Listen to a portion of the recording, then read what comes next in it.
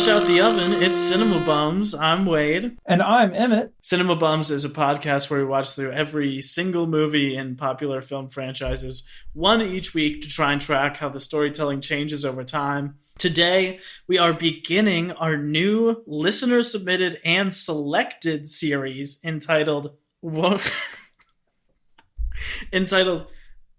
You Take It? Okay, I'm sorry. I haven't tried to sing this out loud. Entitled, Won't You Take It to Waititi Town? Covering every film directed by Taika Waititi.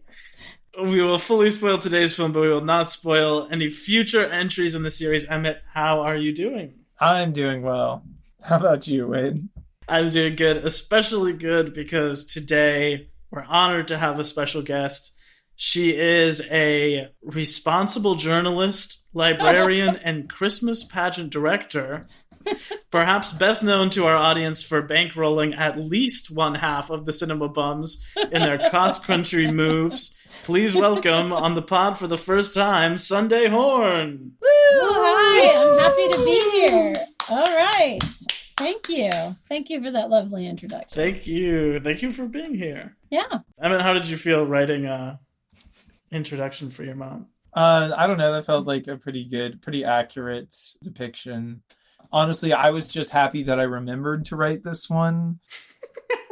There we go. Yeah, thank you. That brings me to a point that I've been meaning to say for a month, but I keep forgetting to. Emmett, it's a new year. I want to hear what you think, that we should get rid of the guest intros. Oh, What? Interesting. Why? I liked my intro.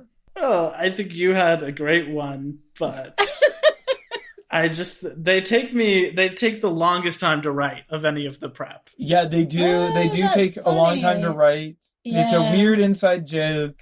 Yeah, I like it though. Usually, I It don't know. always makes me giggle, even when I don't understand the inside joke. Hopefully, because I am one of the loyal friends of the pod. Hopefully, as we're branching listen. out and have more guests on the pod, they will be less people who we have personal inside jokes with. Not to say that we haven't loved having our friends on the pod, but it would be cool to have other people with opinions as well. So I don't know.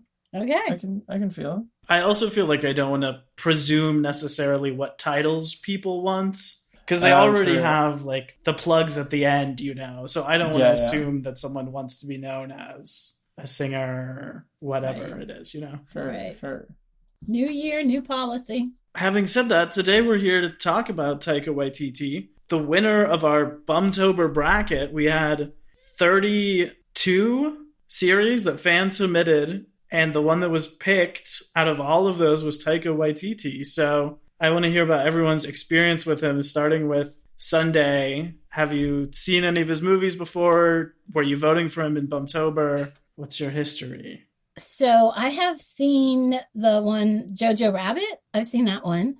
I've also seen the TV show, What We Do in the Shadows, although not the movie yet. I do plan to watch that. And then today, Emmett and I watched Eagle versus Shark, and also the short film, One Night, Two Cars. Is that what it was called? But I also came to this as a big fan of Jermaine Clement from Flight of the Conchords. So I had that fandom going on as well. Also, for other fans of Flight of the Conchords, this movie came out the same year. Exactly. Right. Yeah, we had to look that up because, I've been a Flight of the Conchords fan for a long time. And so I wanted to know if this was before or after, because Jermaine looks so young. And indeed, same year. Yeah, he does look really young here. Emmett, what about you? What's your history? Turns out I had seen the short a long time ago. I think in college at some point. With just like a screening of other short films, maybe, and had liked that at the time, but had not associated it with his other films. Because when I saw it, I distinctly remembered all of it and was like, oh yeah, I love this. But then I had seen What We Do in the Shadows, Jojo Rabbit, and Thor Ragnarok. I never saw Hunt for the Wilder People. Oh, that's one I've been wanting to watch. I didn't even know that was him. I like Jojo Rabbit okay. Less than I thought I was going to, and I think less than maybe like other people around the time did, but still, like, I liked it. Loved What We Do in the Shadows. I think that's very, very funny. And I love like the whole taking the mockumentary and the vampire thing together is very amusing. It's a hilarious TV show, and Taika Waititi and Jermaine Clement both guest star in it sometimes in the show. You know, I'd have to say I didn't answer all of Wade's question because you did ask me if I voted for this one in Bumtober. And I have to say that the ones that I submitted and thought you should do were the Muppet series and Star is Born. So I'm just putting my plugs in for those again. But when it came down to the end and mine were eliminated, then yes, I did vote for this one. Who was the next to last one? It was this versus Shrek, I believe. I definitely thought this was a better one than Shrek. Still pulling for Muppets. I'm also still pulling for Muppets. I think the Muppets are a classic. I'm also just interested in watching the Muppets for other research-related reasons. But Wade, do you know that when Emmett auditioned for School of the Arts, he sang a Muppet song? Are you aware of that? I believe that I had heard that, but I had forgotten about it. He sang, "Am I a man or am I a Muppet?" for his audition. That is true. Did you do the Miss Piggy monologue too? I was not Miss Piggy. Yeah. I believe it was two different Shakespeare things. Directly on brand. Yeah, they said contrasting, and I said, oh, so you mean a funny Shakespeare and a sad Shakespeare? As far as this Taika question goes, I think Thor Ragnarok is very exciting. I think it was like a much needed like injection of fun into the Marvel universe at a time when it hadn't had like a fun kick-ass hell yeah movie since like Guardians of the Galaxy. And it just like badly needed it. And I think that movie is like seriously good. Who plays Thor? Chris Hemsworth. Oh, I'll watch Tessa Thompson is in it as Valkyrie and Mark Ruffalo as the Hulk. I'll watch that. It was pretty fun. And it has a kick-ass soundtrack from people covering Led Zeppelin. So speaking of soundtrack, I liked the cover of the David Bowie song in this movie, Eagle vs. Shark. So Wade, what's your previous experience with Taika Waititi? In the lead up to Thor Ragnarok, I believe I watched What We Do in the Shadows, which I heard about when it came out, but hadn't seen, and Hunt for the Wilder People, which I love. And then I saw Jojo Rabbit when it came out too. And I would say I like all of those four. Hunt for the Wilder People is probably my favorite, but I've really liked all of those. Was excited for this. I think in terms of like, it's interesting to me that this won because of the Bumtober finalists. I feel like this is maybe the only one that we could have eventually done on our own, you know? Well, I think some of those we are about to do, so I don't know. Of the finalists of like Air Bud, Shrek. Yeah, for sure. Of the final four. What was the final four? Oh, Holes? Yeah, of Holes, Air Bud, Shrek, and Taika. I do think Taika was the most likely for us to do on our own. How many Holes movies are there? Just the one. Oh. Just one. That wouldn't be a series. Yeah, blame it on Shia LaBeouf. His acting ruined that film. There will never be another Holes movie because of him. Oh, they might totally remake it. Him and Patricia Arquette in there, just giving trash performances, just making Disney Channel embarrassed. I have to say that Holes is a great example of a t-shirt that I have that is never judge a book by its movie. It's a much better book. I read the book as a kid. I liked it a lot. Yeah. Yeah, the book is good. I really like Taika when he's doing the genre stuff, you know? And I feel like sometimes when he's in just like regular realism comedy drama, I sometimes have this reductive thought about him of like what makes him different than Wes Anderson.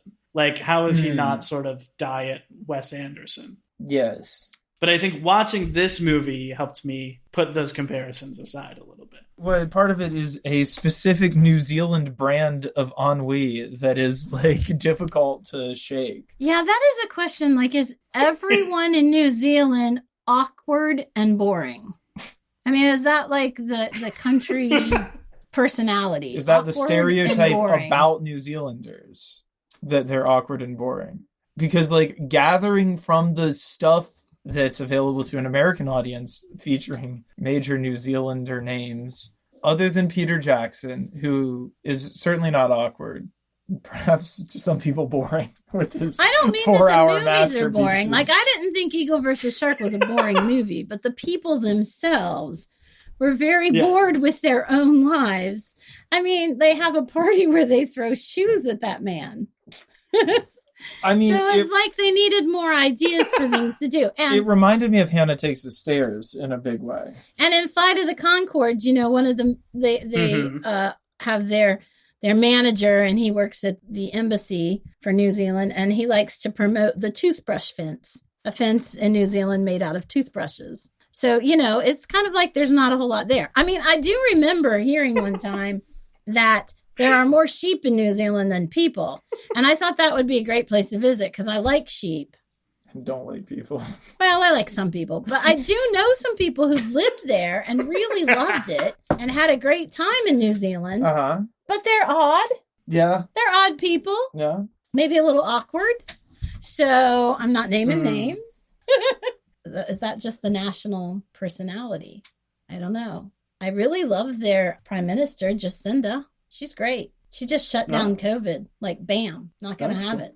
I was really excited to watch Eagle versus Shark because I love Jermaine, and I recognize some of the other actors on there because I watch a lot Australian and New Zealand television shows. The Kiwis, the people from New Zealand, tend to be awkward and kind of have boring lives, and they also hate the Aussies. So that's another thing. And that came out. They mentioned something because he's like, I can move to Australia. Oh, God, don't do that. Yeah, right. The dad. Yeah. I'd seen the dad before and the brother-in-law. This was like if an early Coen Brothers movie took place in Australia. Or not Australia, New Zealand. Yeah. Wes Anderson, did he do Royal Tenenbaums? Yes. Yeah, that was a weird-ass movie. That kind of reminded me of that. Yeah, and I thought about that. There is a similarity there. I think that this movie is both more personally intimate than that movie and maybe less visually stunning. I love all of these little, before we get on the visuals, I love all these little weird stop animation things, and I do think they're visually stunning in their own way. I like the animation too. I think they're really interesting and really sweet. Mm-hmm. I love how they're used in the end and like how it all kind of like ties it back together. I think that's really cool. The obsession with symmetry is not so much, and perhaps he sacrifices an obsession with symmetry for an interest in people, and that might not be a bad thing. Yes, I actually want to start at the top and talk about Taika a little bit, and then talk about his short film, and then we'll get into Eagle versus Shark. Okay. Track his journey all the way there. Taika, he was born in 1975 on New Zealand's North Island. He grew up around Wellington, the capital of New Zealand. It's where a lot of his films are set, at least where this film was filmed. I'm not sure if they say where it's set or not, but presumably in Wellington too. He's the son of a Maori father, which is the indigenous Polynesian people of New Zealand, and a Russian Jewish mother. He describes himself as a Polynesian Jew, and he incorporates a lot of the indigenous traditions of his childhood into his filmmaking, which I think we'll see throughout all of this stuff. But his father was a visual artist. His mom was a school teacher. They divorced when he was 5 years old. He was raised mostly by his mother. And I thought this was really interesting that growing up, he used his mom's last name when he was writing, which is Taika Cohen, and then his father's last name for visual art stuff he was working on, which is Taika Waititi. And I think that's an interesting thing in all of his work about kind of being in two worlds in that sort of way. Right. While he was at Victoria University, he was a member of a 5-person comedy troupe called So You're a Man, which also had Jermaine Clement and Brett McKenzie, the two guys from Flight of the Conchords. And then when Taika graduates in 1997, he forms a 2-person team, which is called the Humor Beasts. That's him and Jermaine. They tour the country. They get all these awards. They're like very popular. And through that, he starts participating in New Zealand's annual 48-hour short film competition, which was his first sort of film work. And people really like the stuff he does there, which leads him to get government funding to create his first official short film, 2 Cars, 1 Night. This short film that's 11 minutes, black and white, screened in New Zealand in 2003, Sundance in 2004, got nominated for the Oscars in 2005, and is sort of his breakout directing piece. it was just adorable. Those little kids were so cute. I had a hard time actually with their accents. Their New Zealand Maori accents were really thick. I had to ask him it a couple times what they said. But anyway, yeah, it's really cute. I mean, it's just a charming little love story between a 12-year-old and a 9-year-old.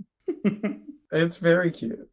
This feels like a very personal movie. It feels like this is something that actually happened to Taika Waititi as a kid, that he's like recreating the moment exactly, is almost what it feels like, you know? And like, it is so goofy and cute and kind of like set in this timeless world. You can't really be sure when it is. The cars are all kinds of weird. You can't get a place on that. Pretty wonderful. I love the kid. When he says to his brother, he says, "You're gay, ain't you?" And he says, "Probably." I love that. I like how he tries to get his brother to back him up on everything. And then his brother finally has to say, "Shut up, I'm reading." It was really cute. Okay, but here's the thing, like, why were these kids sitting in these cars? I think because their parents are in there at the bar. I guess. I mean, yeah. Yeah, their parents are in They're there. just That's sitting what I there while thought, their too, parents at are least. doing their thing. Yeah. Which just has a little bit of lonely sadness to it.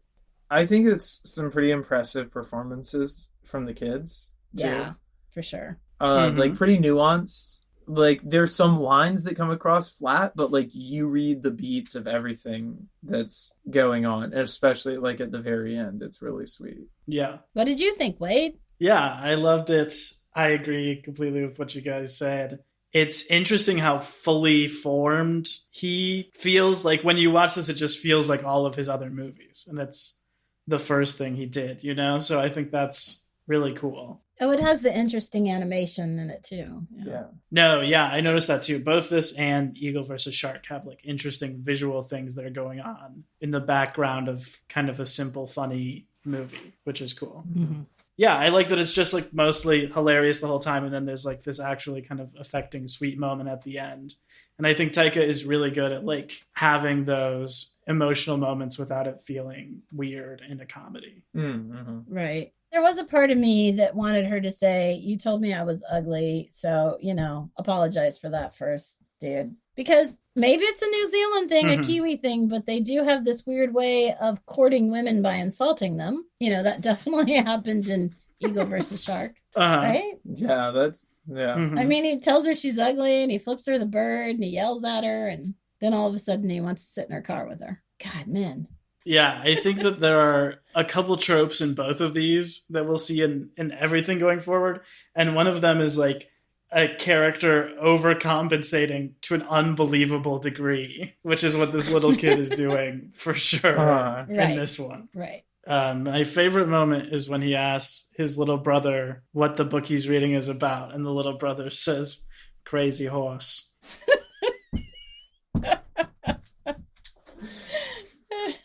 She asks how old the boy is, and he says 16. And she doesn't believe it, and he yells to his brother, "Tell her I'm 16," and he says he's 9. And then he winks and points at his eye. He's like, "Tell her I'm 16." The brother's not having it. That boy is really kind of the same character as the eagle character in Eagle versus Shark. I mean, he kind of doesn't know what to do around the opposite sex, and is kind of building himself up to be more than he is. Definitely similar to Jermaine's same character in What We Do in the Shadows. And Jojo Rabbit. And of course, both Thor and the Hulk in Thor Ragnarok. That's a really good point. God, Thor Ragnarok kicks some ass. I am excited to watch that. And I am so excited that we get to watch an MCU movie without having to do all of the 22 other movies that come in the series. At least not yet. I'm glad I don't have to listen to you talk about any more MCU movies. Or what? Is that what it was? The first one? X-Men are not MCU. X-Men. Whatever. I don't know. It was a lot. There were a lot of them. And I'd only seen like 1 or 2. But I'm a loyal listener. I just want to say that. That's a you problem. You need to go back and watch all 13 of those masterpieces. Okay, so after this... Oh, well, first of all, I just want to mention that there's a famous clip of Taika, again, before anyone knew who he was, where he's at the Oscars and they're reading the nominees for his category, and he's pretending to sleep as they read all the other nominees and then wakes up when they read his name, which is very funny. I saw where you shared that on the Cinema Bums social media, and it did make me laugh. He's very cute. He's got a very cute little baby face, that boy. How old is he? He is, I think that he is 45 now. Okay. And obviously this was like 15 years ago. But he still looks like that, basically. Yeah, I know, yeah. He's a vampire. After Two Cars, One Night, he does 2 more short films the following year, one of which is a short blueprint for What We Do in the Shadows. But then he gets on to his first feature film. So at the time, Taika was dating Lauren Horsley, who is the woman who plays Lily, the main character of Eagle vs. Shark. And she had like developed this character, Lily, as a comedic character and had a basic idea of what would happen to this character, which Taika then took, wrote the screenplay, workshopped it at the Sundance Lab in 2005. Again, got government funding to make it. This movie was entirely funded by the federal New Zealand government because other countries have great arts funding. Yeah, New Zealand's a cool country. Hey, Wade. Mm-hmm. Want to move to New Zealand in 2023? Everyone who's lived in New Zealand loved it. You know, all I can think of... What's that?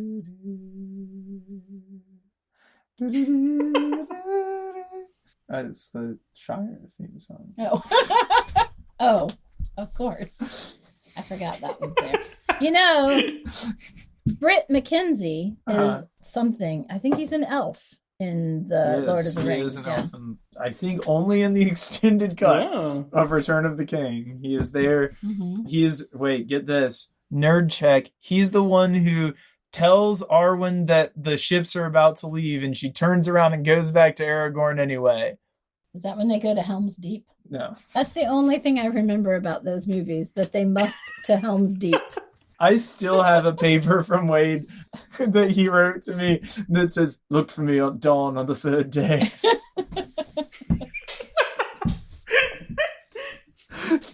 There's a truly great interview with Taika from when this movie was coming out in IndieWire, but where he says that his goal in life is to be the Peter Jackson of New Zealand. Oh, that's good. That's really good. So he's funny in real life, not just in his movies. Yeah, he's very funny in real life. Very charming. This is the other quote from the interview that I wanted to read. The whole interview is hilarious. He talks about like this backstory of like growing up poor and working in the fields and then becoming a famous director. Again, this is all before like anyone knew who he is. And they ask him, what were some of the biggest challenges you faced in finishing the film? He says, the biggest challenge I had making the film was making the film. The whole thing was a challenge. Development was easy compared to shooting. Shooting was easy compared to editing. Editing will be easy compared to watching it with real people in the audience. Actually, I don't want to watch it again. I've seen it 80 times. I'm over it. I know what's going to happen. Oh, God. That's funny. You gotta love that. So that was like right when this movie was coming out, huh? Yes, that was for this movie, which again was shot in 2005, but came out in 2007. June 15th, 2007. Written and directed by Taika. Score by a local Wellington band called the Phoenix Foundation. Running an hour and 28 minutes. Again, no budget because funded by the government, but a box office of 1.3 million. Emmett, how would you describe the plot of Eagle versus Shark to someone who hasn't seen it? Okay, so there's this girl, her name is Lily. She lives with her brother and she works in a bad fast food restaurant. She has a crush on the guy who works in the same strip mall as her at a video game store. That guy's played by Jermaine Clement, as we've already said. His name's Jared, her name's Lily.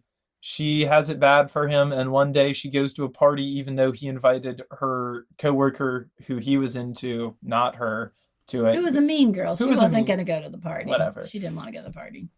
She goes in her stead, With her brother. With her brother. They go in animal costumes to this party, and then she kicks everyone's ass in a video game except for him, who she basically lets win because she thinks he's too cute. She throws the game for him. Ugh. Ends up sleeping with him. It's more like, do you want to have sex? Yes. Yeah, it's... yeah. Yes, you can imagine. That's how much passion they put into it. It is very little passion here. Do you want to have sex? Yes. I mean, I would say it's about on the level of an early Denis Villeneuve in terms of passion between the main characters. But then he basically says, come with me to my hometown. I have to go. I don't want to, but it's going to suck. I have to go kill this guy, probably. I'm probably going to kill him. He's got beef with his old high school bully, it turns out. His whole family is miserable. Everybody's sad because, as it turns out, his brother committed suicide when they were younger. You're not supposed to know that yet. Yes. He says his brother died saving a child in a fire. And he says his mother is dead, having been kicked in the head by a cow. And now he can't look at cows. But that turns out not to be true. We're spoiling. Oh, but we're allowed to spoil this movie. Turns out she just left the family. She left the family because it was so depressed. She probably went to Australia. The dad is in a wheelchair, but it seems that he is only in a wheelchair by choice because he is perfectly capable. We see it other times in the film of getting up and walking around. So that seems like maybe he's just a voluntary invalid, perhaps. His sister and brother-in-law are kind of strange. And he has a daughter there as well. And a nephew. And some weird friends. And some very strange friends. Basically, he's a jerk. He's overcompensating. He's talking about, like, he's always, like, trying to hype her up, make her seem like she's more impressive than she is. And he's, like, telling everybody they're dating, which he'd never talked to her about. And then he breaks up with her because I guess she's not impressing everybody enough. Well, he wants to go after his dead brother's fiance. Old fiance. Right. Because she's more impressive. Because she's like good at sports. And the dad is just not impressed with anything that he does, or the girlfriend. That's why he dumps her, is because he says, what do you think of my new girlfriend did? And he says, ugh. But then she becomes friends with the dad and friends with the daughter. And the sister. And like kind of like goes and like, as he is having his sad boy hours and like training for this fight, she like goes and befriends these like very sad people and like begins to understand them and like finds out about like his brother dying and like all of this stuff and like why they're so messed up, basically. When the guy finally comes for the fight, it turns out that his longtime high school bully, he doesn't want to fight. He's like sorry that all this stuff happened. And he's in a wheelchair. He can't walk. Everybody's like, this is like, don't fight this guy. And he's like embarrassed that he's going to do it, but then he does it anyway, fights him, and then he gets his ass beat by this dude. He pulls him, he like beats on him until he falls out of the wheelchair, and then this guy like kicks his ass when he's on the ground, and eventually he has to leave in shame. And she still loves him. She still loves him. And he says, I'm a loser, and she says, that's okay. Yeah, that's okay. And she says basically like, I'm leaving town. You can change that if you want to. And basically all he has to do is be nice, or just like do anything. And it ends with them leaving together and a really sweet moment. Well, and his whole family comes down to see her off. Yeah, and like the family has accepted her. Yeah, it feels better than I expect. It like has a legitimately happier ending than I expected it to. Because all the way through, it felt like Napoleon Dynamite, which does not have a legitimate happy ending. And then it doesn't? No. They get married. They have the wedding. We'll watch that again. Napoleon dances. It's a depressing ass movie. That is a depressing ass movie, and this one is kind of similar. It was happier, but again, I would say just like the two little kids, like he insults the girl, but she's very forbearing and ends up, forgiving him for all his stupid things that he says to her, and is loving and kind. And I just wanted her to smile with her whole mouth. Even when she gets drunk and parties and has her like wild night of letting things go, she doesn't actually smile for real.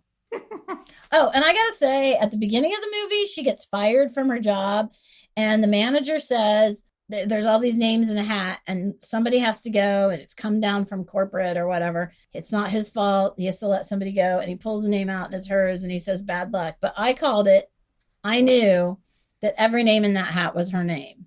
That she was the one they wanted to get rid of. And then it shows the manager look down in the hat, and it doesn't show them all being her name. And I was like, oh, maybe I was wrong about that. But then she finds them in the trash later. And that's really a hurtful scene because she realizes they wanted to get rid of her. Yeah. But her brother's really sweet, but also awkward and weird. Yeah, also awkward and weird. But he seems to be kind of happy in his awkward weirdness, which is better than you can say for some of the other people in this movie. Yeah, well, the sister and brother-in-law are pretty happy. Yeah. And the kids. Yeah. Let's just put it on the record. Flop or bop? We'll start with you. Sunday, would you say flop or bop to Eagle versus Shark? Oh, it was definitely a bop. I laughed a lot. I was very amused by it. It did make me happy that it had a little happy ending, and I loved the weird animation. That part was a really nice touch, and yeah, definitely a bop. I would also say it's a bop. The kind of like empty sadness of a lot of these like early 2000s rom-coms where there's just kind of a feeling in them. In this movie is kind of, there's a good reason for it. Like there is an actual family, a tragic family tragedy like underneath all of this that is like obviously deeply affecting everyone in the family, kind of in different ways. You can tell that everyone is compensating for it in their own way. That's all hurting each other.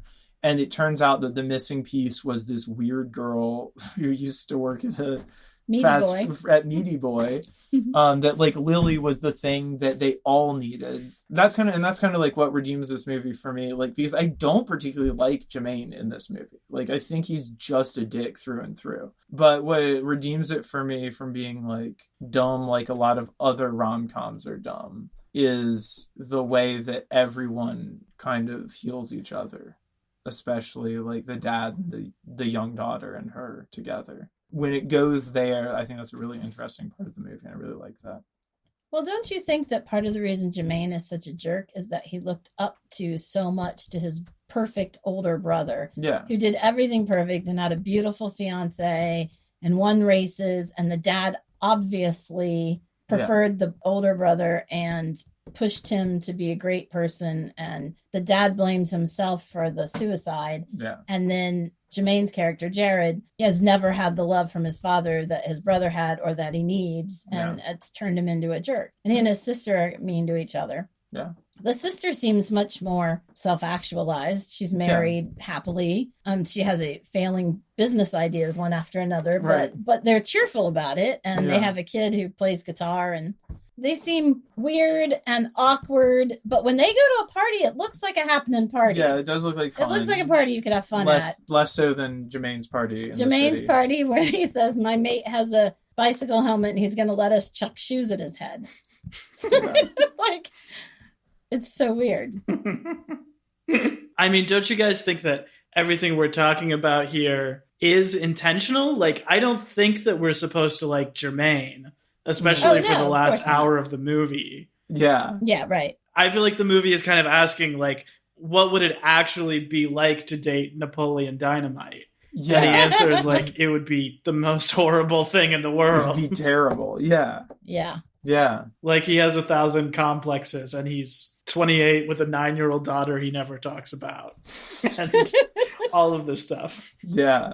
And the daughter's pretty put together, though. She seems pretty normal. She's normal. I was just going to say, I really loved the metaphor of the apples. I mean, that was very cool at the end, where the little apples get together. She's the all chewed up, eaten up apple, and he's the one that's rotten at the core. And she sailed off and found him alone on his little island, and then, they're together in the end. And I thought that was really sweet. Plus, the apples really happened. Yeah. Her brother bought 2 apples, and she ate all his, and his was rotten, and he was pissed about it. Yeah, because he's an ass. Yeah, he's a total jerk. And then he beats up a guy in a wheelchair. Yeah. Tries to beat up a guy in a wheelchair instead of just accepting his apology, which would be an adult thing to do. Yeah, I did think that it was going to go towards him, like, actually accepting the apology and, like, growing as a person. But it was better that he didn't. It was more... it fit more with his character Yeah. that he wasn't able to do that. Yeah, but What's it up? does show him like the tiniest little bit of growth there at the end. But who knows? Wade, how about you? Flop or bop? I would say bop as well. I had a lot of fun with it. I feel like there's maybe a ceiling for my personal enjoyment of these kinds of like quirky, awkward Sundance 2000s Yeah. indie movies. Yeah. You know, like I thought about Napoleon Dynamite. I thought about Hannah Takes the Stairs, all those Yeah. things a lot. But I feel like I liked this one about as much as I could like any of them. Like, Mm-hmm. I thought it was kind of parodying the genre, but also being actually funny, especially Jermaine, who I think is hilarious for a lot of it. My feeling was if this is the worst Taika movie, then like we're in for a good 2 months. Yeah. If this is Yeah. the low point, then it's a good place to be. So I don't know. I really liked it. Yeah. I love when her sleeping bag body is chasing his sleeping bag body around the field. I like that part. Yeah. And I like when she goes and she runs in Yeah. like the hamster wheel to kind of work out some of her feelings that she has that she needs to think about. That stuff was great. When he's with her brother in the car and they're playing that game about, oh, I see a horse, and who gets to see the horse first, and then you count how many horses you saw, and whoever Yeah. wins. And you know, it's this funny little game she's obviously been playing with her brother since they were kids, and he says it's stupid. She says, I'm never going to play that game again. And then on the bus ride home, he plays it with her Mhm. because obviously, you know, he's nicer than he first appeared, perhaps. Maybe lightening up a little. Yeah. And I mean, he did get his revenge. He did get to throw some punches at his childhood bully, even if he didn't manage to kill him. Yeah. Yeah. And his friend is so dumb. When he says that thing about, he was like, why didn't you tell me he was in a wheelchair? And his friend's like, well, I did. And he's like, no, you didn't. He says, yeah, you said when I get through with him, he's not going to be able to walk again. And I laughed. Right? Isn't that what he That is what he says. You already can't Yeah. walk. I mean, oh my gosh. Yeah, the friend was funny, but everybody was weird and awkward. I would really like to go to New Zealand and know how much weird awkwardness there is. I hear they're really friendly. It kind of reminded me, have you seen Muriel's Wedding? Some of the family dynamic kind of reminded me of that. Have you seen that? No. Mm-mm. Well, it's an Australian movie, and it has Toni Collette back when she was really young and still in Australia before she came to Hollywood to make movies. Oh. You know who she is, right? Yeah. Yeah. Anyway. The star of Krampus? How could I forget? Oh, well, she's a very awkward girl in a very awkward family. I don't mean to digress, but you guys should watch that sometime. I feel like some of the sadness in this movie is offset by the fact that you have a very silly looking Taika Waititi wearing an afro playing the dead brother in all of the pictures and clips. Yeah. Funniest joke or favorite joke? Does anyone have a particular joke they want to call out from this that really got them? What's the joke that she tells at the dinner table that the family thinks is so funny? Oh, who's the emperor of farts? Gaseous Maximus. It's such a bad joke, and everybody loves it. I like the most, not even really a joke, but there's just like some ripping guitar in the background, and then it pans over, and it turns out it's been the cousin, like the kid, just playing guitar In the backyard. in the backyard. And the little girl's dancing because they're a band together. He plays and she dances. The character's name is Zane, and there's just one line where they say, Zane can play guitar, which I liked. Since my brother Zane does play guitar. Yeah, he does. Your brother Zane has a much better beard and hair situation going on than that kid does, though. So one of the things they did, which was like a pretty frequent joke in Flight of the Conchords too, you know, the camera is on the two of them side by side talking in, you know, the living room about him needing to go and kill somebody and not knowing how he's going to get all the way home. And her saying, well, maybe my brother he has a car. And he says, yeah, but would he let us use it? And she says, we can ask him. And then she says, Damon, how about using your car? And he's right there in the room with them. And, the camera pans and there he is sitting there with them. And he's been this really sort of intimate conversation that you think when Jared's like bearing his soul and they're speaking to each other as if no one else is there. Damon's been in the room the whole time. And Flight of the Conchords would play that too. Yeah. Like they would be arguing over a girl and who got to date her. And then you'd see that she was in the room hearing that whole conversation. So, I mean, that amused me, and especially because it was sort of like a little callback to Conchords, whom I love. Or a call forward to. Perhaps. A call forward, perhaps, yeah. I like the part where he breaks up with her on the rocks, and then he's just like, I'm so complex, and he just runs off across the rocks. Oh my God, he has all these feelings. Oh, and I love at the very beginning when she's trying to sell the burger that's like 2 patties on the outside of the bread. On the inside. That was with funny. Patties on the outside and bread on the inside, and she just sells it exactly. She just like does it perfectly, trying to sell it to the crowd.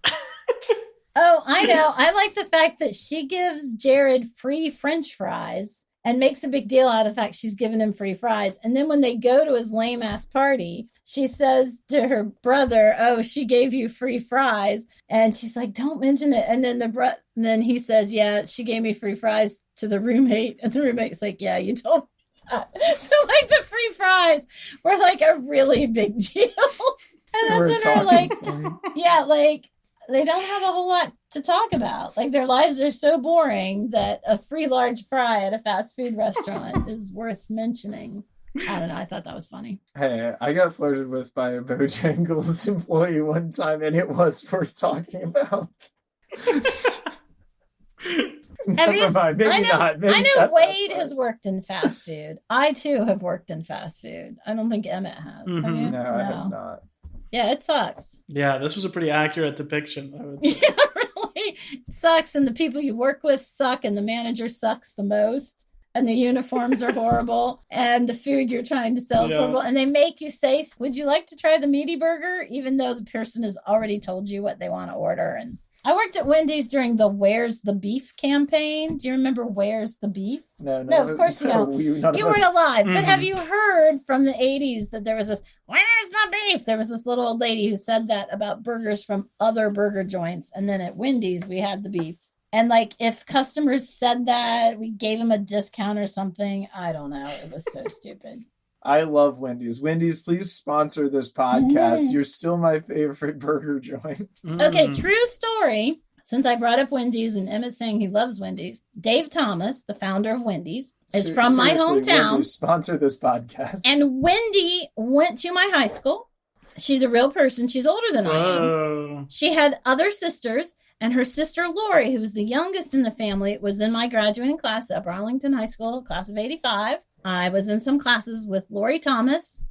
So they had Wendy's because that was the oldest daughter, but then they also had Sisters Chicken and Biscuits, which was named for the rest of the kids. Well, so you were you were either Wendy, who got her name on a restaurant, or you were just a sister. Wow. Lori was a sister. She was very rich. It's really flip the stereotype on the redheaded. And let me tell you this too. Sometimes I would be working. I worked at the Wendy's that was closest to my high school. It was just like a block away.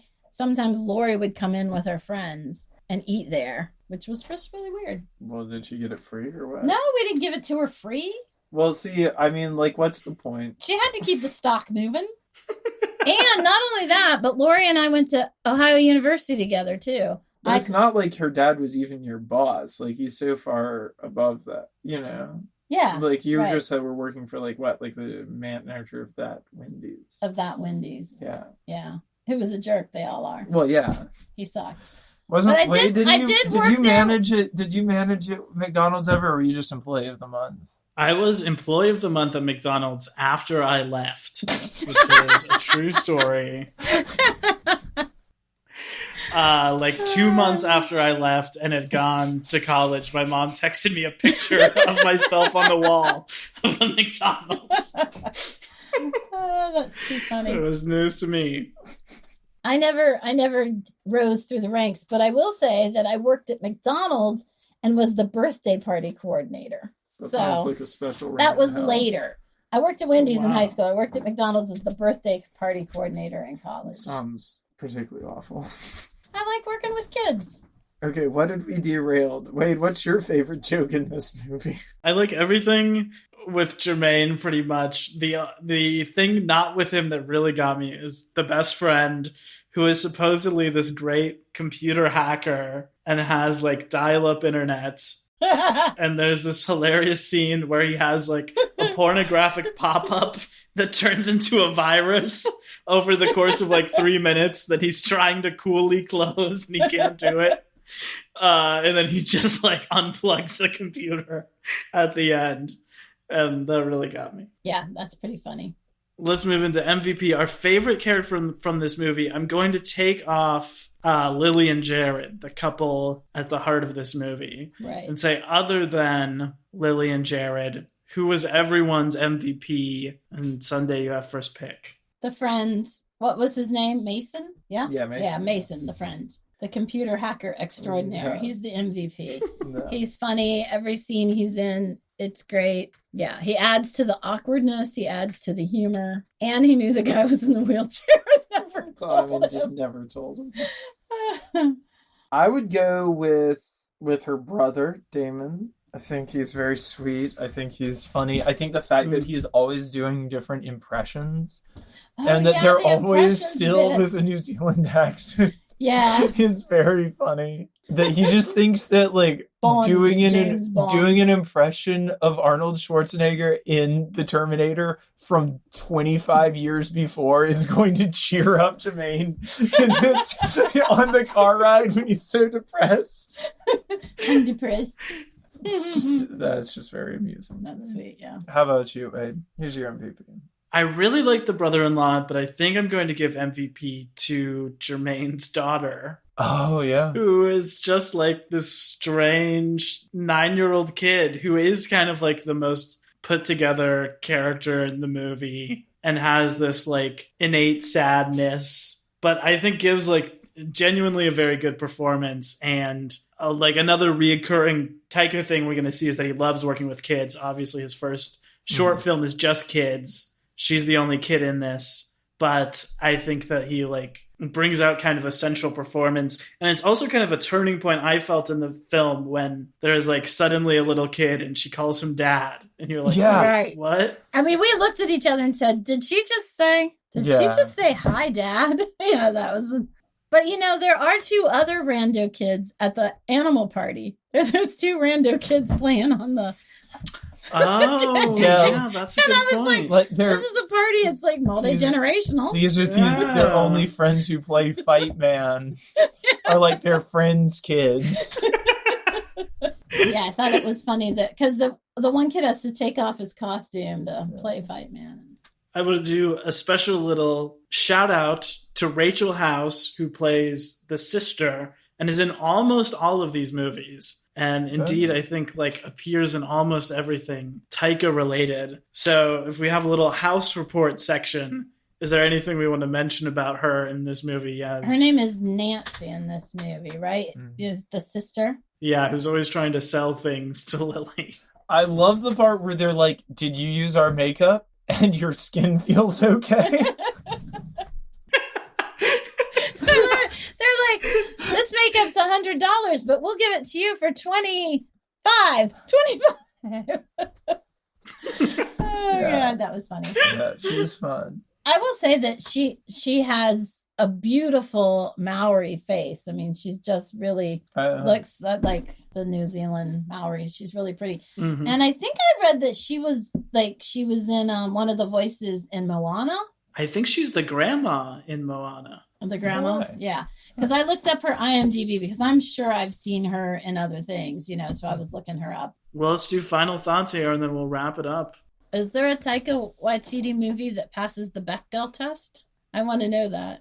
That is a good question. Yeah, well, I just wondered because, again, in the One Night, Two Cars, or Two Cars, One Night, whatever it's called, the little boy's really mean to the little girl until, you know, they kind of have their little moment and he's better. And same thing with Jermaine. And I'm like, are all the women in his movies going to be women who are long suffering and put up with really jerky guys and show love and forbearance without standing up to them and saying, why are you being such a jerk? Well, that's certainly what Scarlett Johansson does in Jojo Rabbit.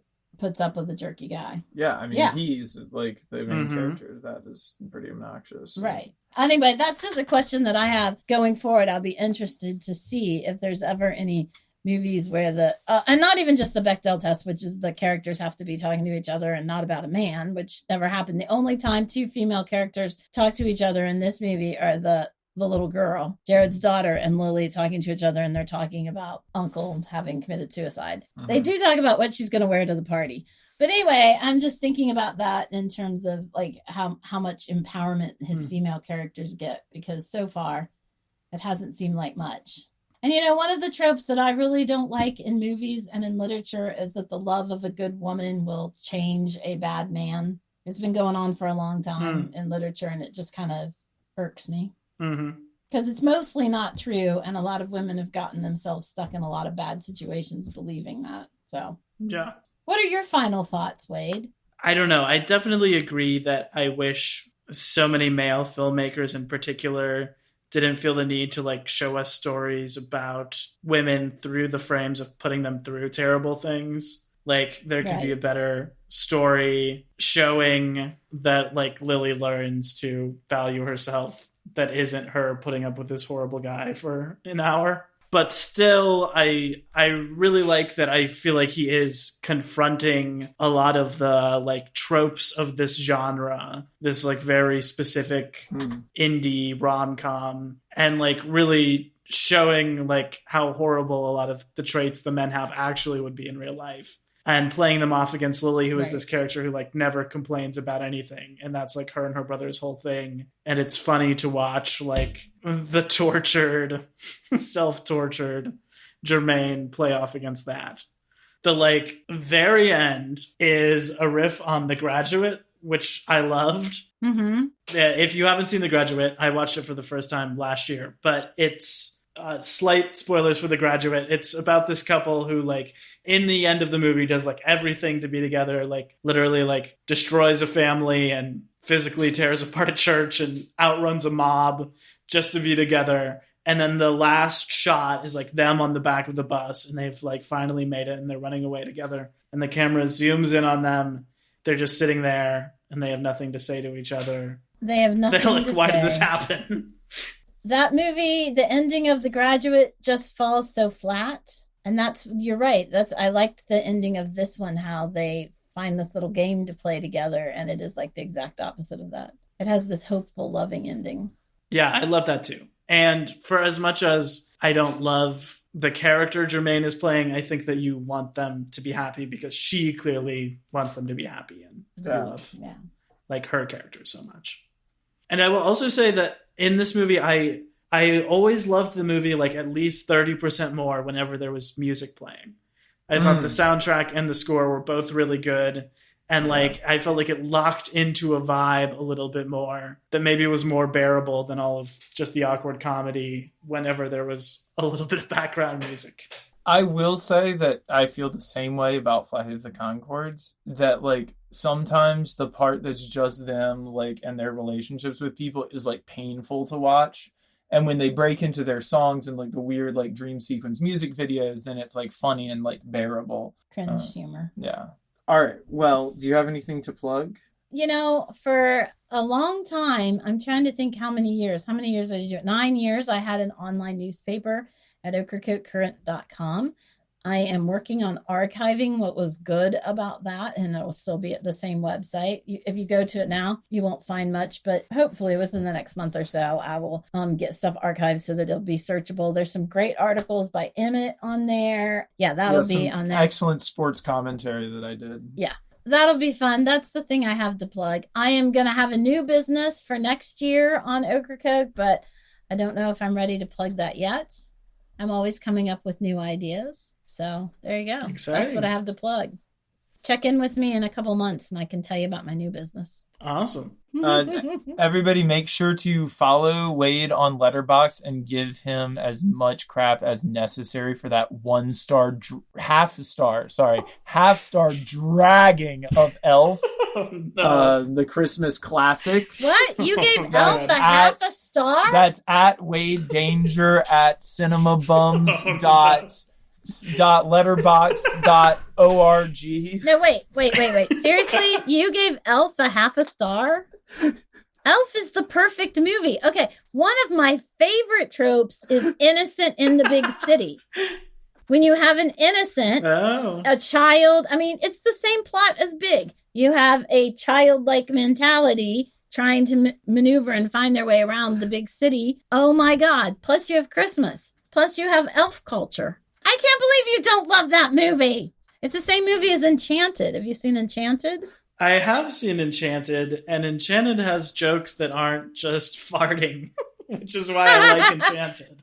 I mean, Buddy also burps. He has that really, really, really long burp after he chugs the whole 2 liter of Coke. Uh-huh. It's not all bathroom humor, Wade. It kind of is. As someone who was forced to watch it, it kind of is. When the little narwhal says, "Bye, buddy, hope you find your dad." I mean, that's like one of the best lines in cinema history. I'm right. I have no further comment on I can't believe you gave that a half a star. Oh my gosh, son of a nutcracker. It's bad. Movie bad. That's my full comment on Elf. I will say nothing more. Have you ever seen Stranger Than Fiction? We're not going to play the Let's Redeem Will Ferrell game here. I don't need to redeem Will Ferrell. I'm just going to tell you, Innocence in New York, always a good story. Well, that's the story that Wade is living right now, so... Aw, Wade. That's the same story as the mermaid movie, Splash. You know, she's a mermaid. Also the same story as queer icon Aquamarine. Although that's not the big city, it's just she's in New Jersey. Innocent on the Jersey Shore. Innocent on the Shore, yeah. Okay, we've covered all our bases. Elf, Aquamarine, Splash, Stranger Than Fiction. Wait, have you the seen Royal Aquamarine? Tenenbaums, The Graduate. Wait, have you seen Aquamarine? This podcast is going places. Because I have to say, like, Aquamarine is a beautiful movie. Also about friendship. Kind of like Muriel's Wedding. You should watch those two together. I have not seen Aquamarine. I would like to. When Caroline was on the podcast, she also asked me, have you seen Aquamarine? And I have still not watched it. Caroline and I hijacked this podcast for a full 20 minutes to discuss Aquamarine the last time she was on. Oh, wait. And did you cut that out of the podcast? It was in there. Yeah, okay. It made it. I did notice you cut my monologue about your couch from the She's the Man episode. I have to put in a plug for my children. Like for Emmett, you should definitely listen to this podcast. Wait, they're already listening to the go to podcast. midandwing.com or .org and give him a lot of money. I want to plug Caroline. Caroline should be on the podcast again because she's definitely been the funniest so far. Somebody should also just give Caroline a Netflix special. And Mariah actually has some footage to contribute because Mariah was trying to start a show called My Broke Life about Caroline when she went to stay with Caroline in Asheville, and Caroline was really poor. So anyway, you should get Mariah on here to talk about My Broke Life because she filmed some of it. Yeah, and you should have Mariah on again, but make her talk more. Well, we are having her on again very, very soon. Actually, we just had her on, so your wish has already been fulfilled. Oh, it just hasn't come out yet. Chronologically, before this Yes, released, that is true. we will have just heard from her. And Woo! I'm sure we will have heard more from her this time around. Thank you for having me on the pod. We're still about to do a quiz. Oh, we're going to do a quiz? There's more? The quiz game is Bummed is the Word, where I give hints about movies. We try and guess what they are. I have 9 movies that were filmed in New Zealand. That's the theme of all of these movies today. Filmed in New Zealand. So I'm just going to kick it off. The first movie is a 2001 fantasy film. Was it Fellowship of the Ring? That is correct. It is The Lord of the Rings, The Fellowship of the Ring. That was just a geek test. Film number 2, also shot in Australia, is 2009 science fiction film. This is the rare original science fiction film. It's not adapted from anything, although it is. The joke about it is that it's a remake of something else. Is the film Avatar? That is correct. It is James Cameron's Avatar. What is that Filmed one in supposed to Australia. be like? That is Dances with Wolves, except I think Charles calls it Dances with Smurfs on the planet moon of Endor, is what Charles calls it.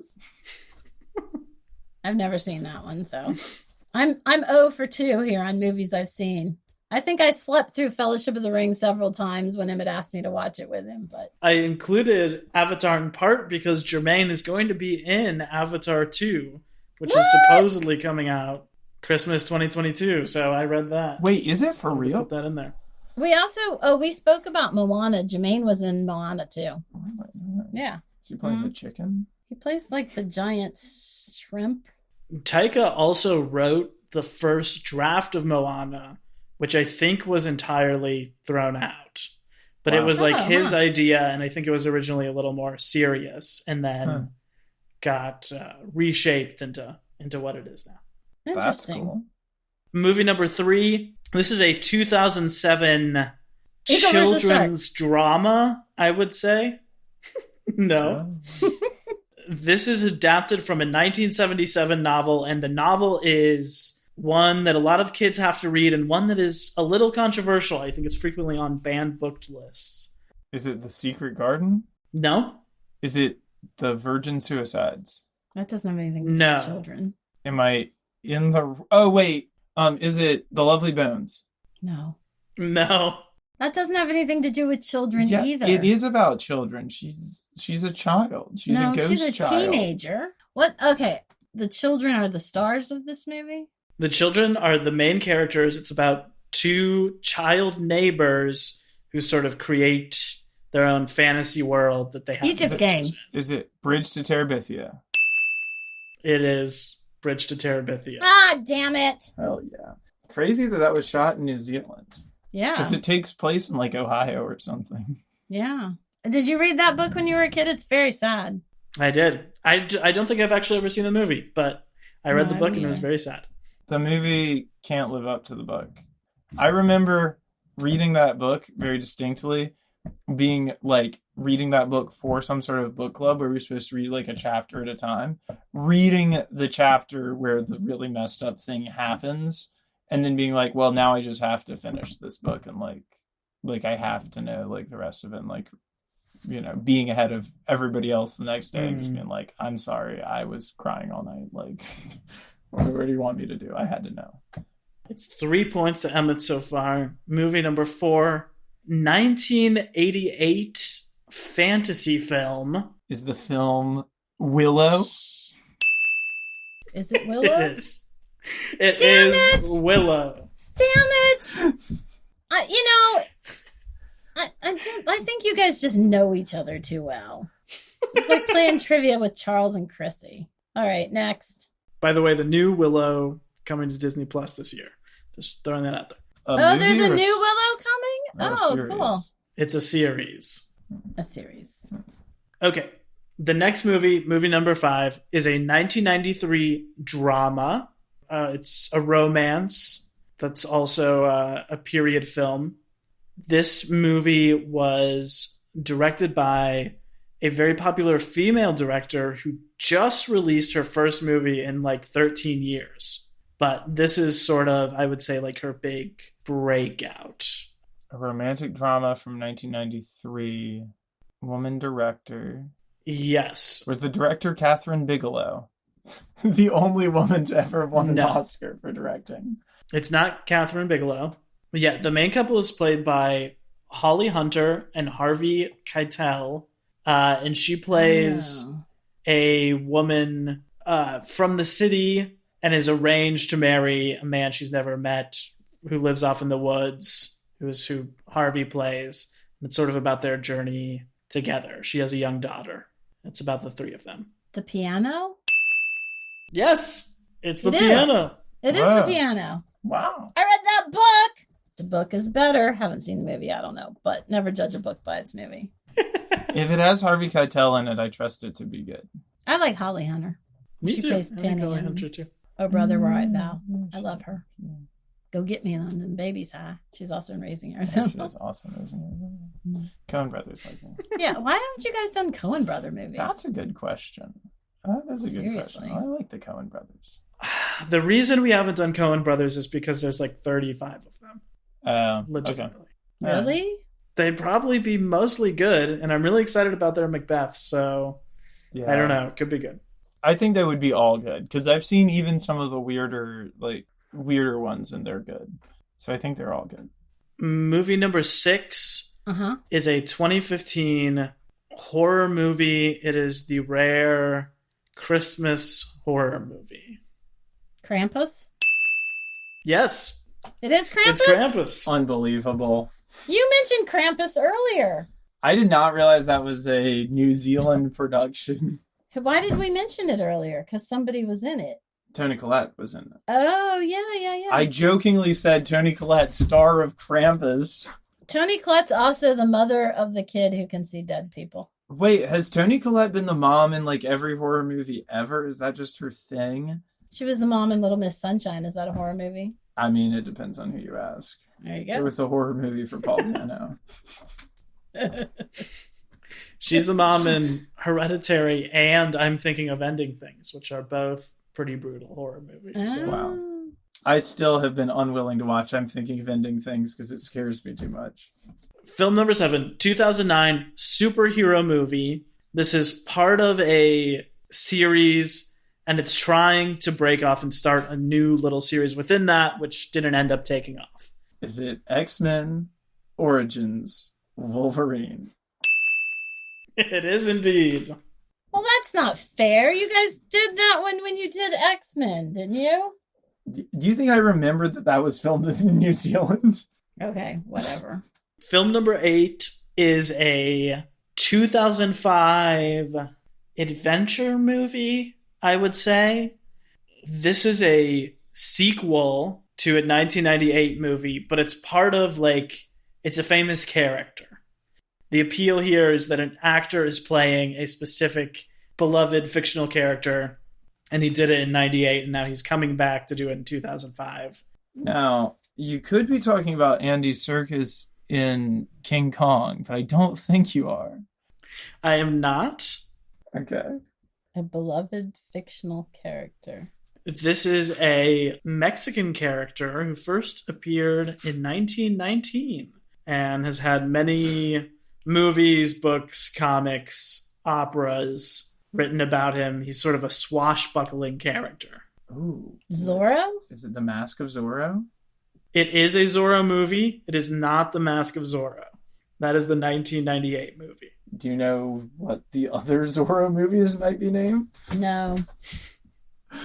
The Mark of Zorro? It's the same naming convention. It is The Blank of Zorro. The Call of Zorro.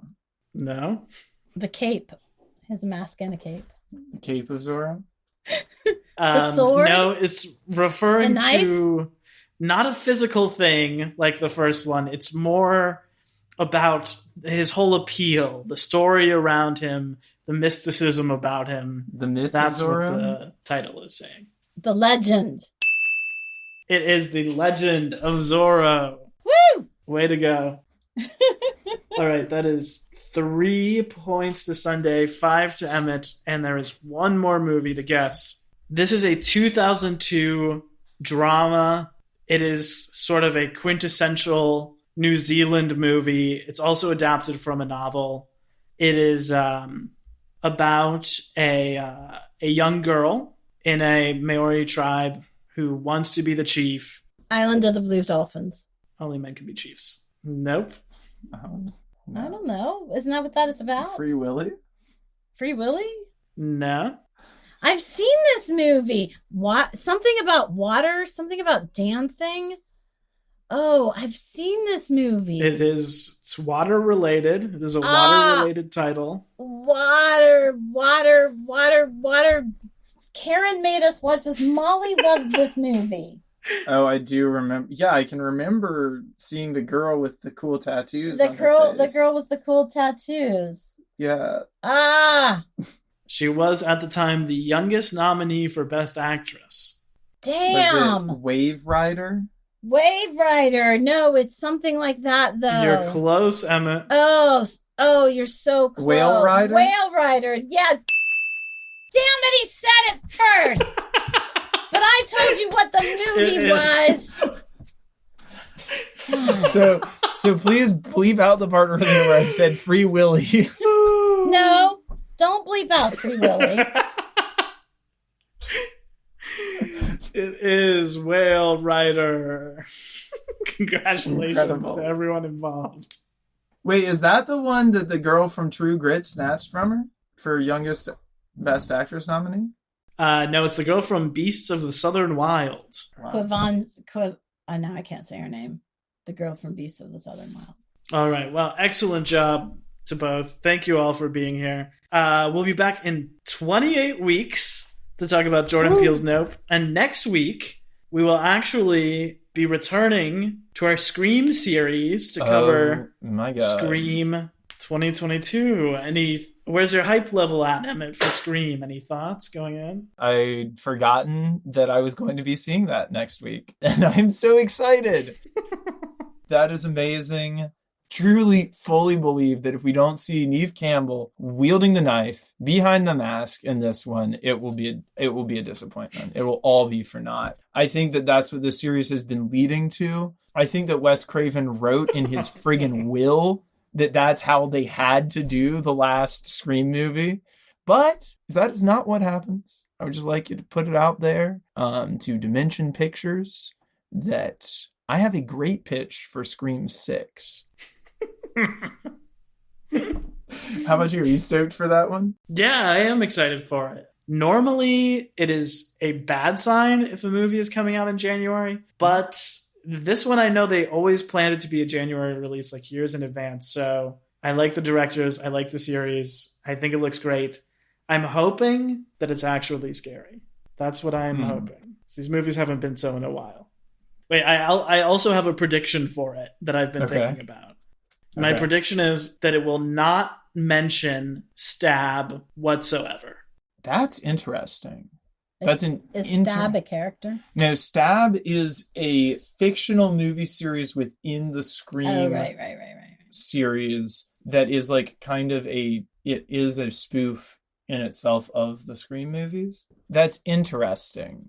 They're doing all this talk about being inspired by the first one, so I feel like they're getting back to like the base level. They're not going to say it doesn't exist. They're not going to negate the others. They're just not going to mention Stab in any capacity, one way or another.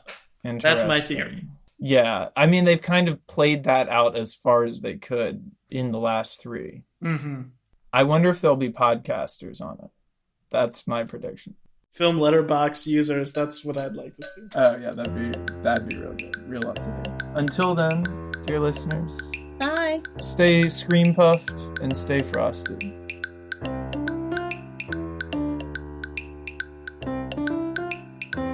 Cinema Bums is a production of DKG Podcasts. It is created and produced by Emma Temple and me, Wade Lawrence Holloman. I also edit and mix the podcast. Our theme music is by Zane Holloman, who you can find on Bandcamp, and our show art is by Autumn Beckman. Our social media is managed by Laura Bennett.